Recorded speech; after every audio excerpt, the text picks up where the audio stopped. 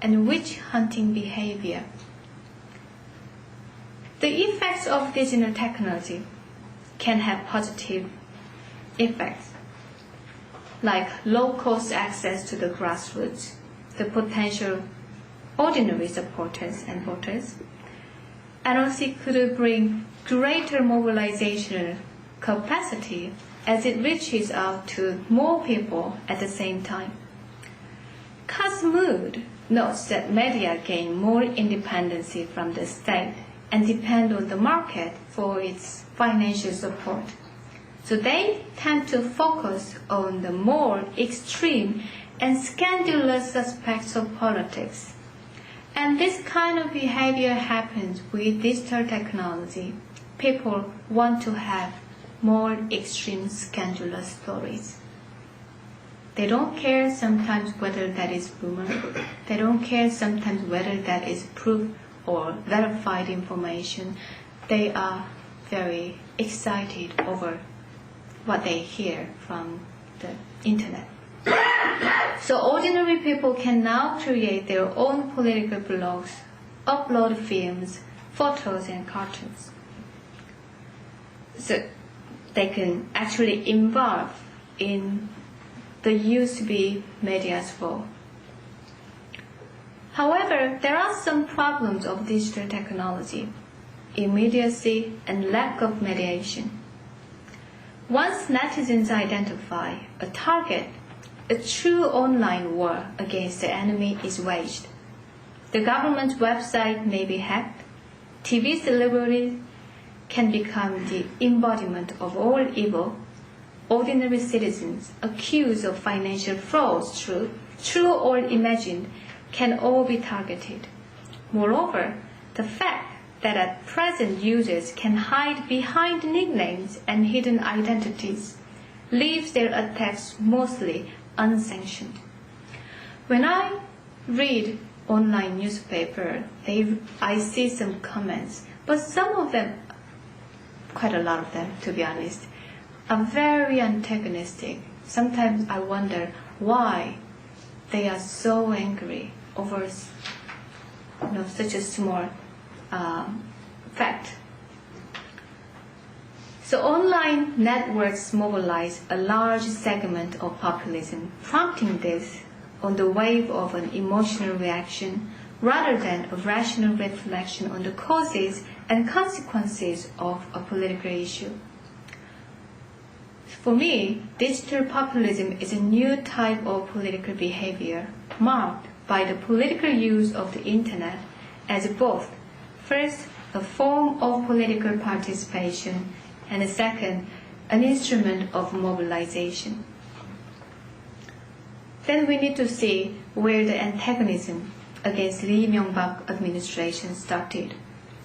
It started during the preparation time, before they took the office.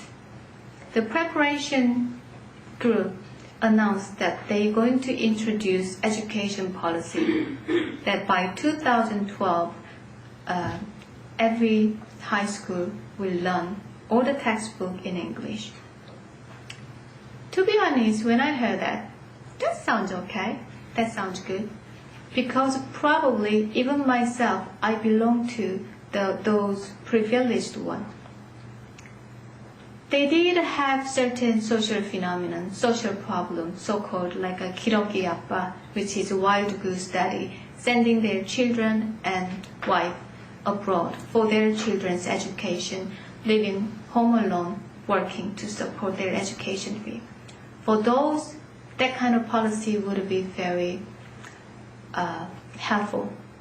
On the other hand, I did not see the real demand of ordinary people, real people out there on the street. They were frustrated. Teachers were frustrated because they have to learn English. They have to deliver the class in English, and students were more frustrated. And also, when they appoint the high officials, the government had gained another strong antagonism again from the people, as they indulged into Korea University alumni, Somang Church Gore, and Yeongnam regional factions, And later, it showed with rushed negotiation on FTA, the anger against the new government exploded. The rumors circulated rapidly, like Korean genes are especially exposed, vulnerable to the mad cow disease. Americans do not eat American beef, but that imported from Australia or New Zealand. In the US, beef from older than 30 months is not used even for dog or cat food. Beef for domestic users in the US is different from the one exporting to Korea. In the US, there are 5 million Alzheimer patients. Among those, 250,000 to 650,000 patients are assumed to be suffering from mad cow disease. So this kind of rumor received considerable attention, and it even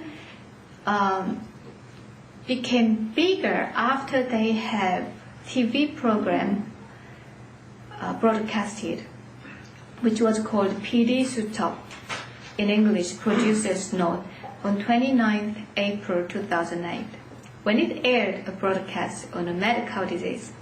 Later in 2008, the program was criticized for its strongly anti-American agenda, which included enormous reports of the mad cow issue.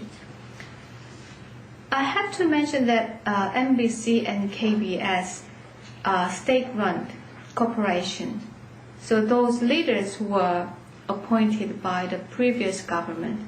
So probably their anti-government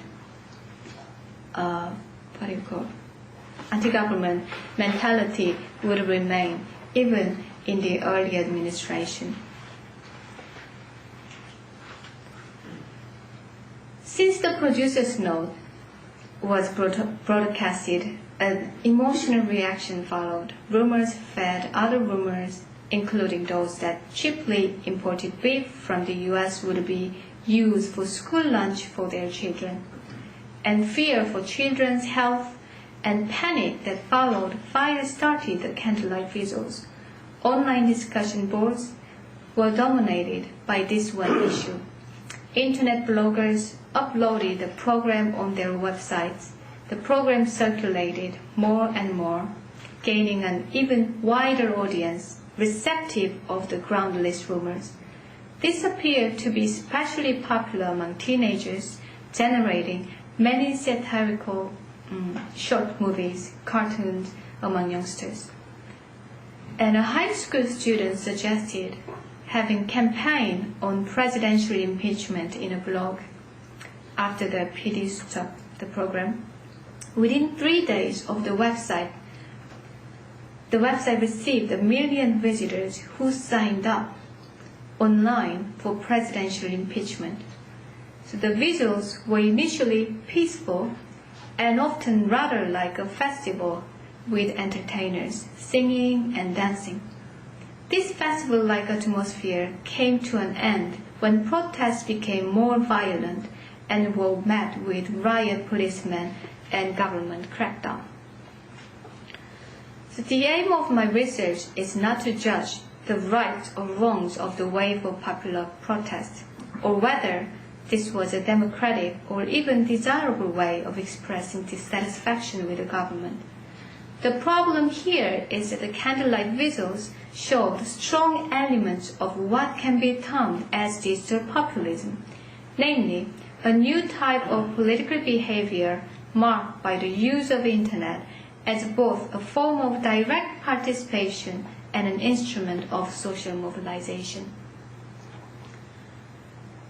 As I mentioned already, there were 3 dimensions of populist behavior. Protesters were articulated along a line that opposed ordinary citizens to the elites, which, incidentally, the citizens had elected a few months earlier in a way that the opponents were construed as enemies to be subject to all possible attacks. Once they are set as enemy, not as adversary or opponents, their activity, their behavior could be more violent. Citizens were portrayed as a homogeneous group, us, moral, pure, and allegedly representing not only common sense.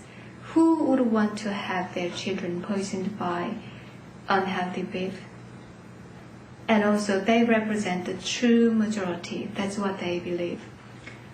Protests online and on the streets represented the way to restore popular sovereignty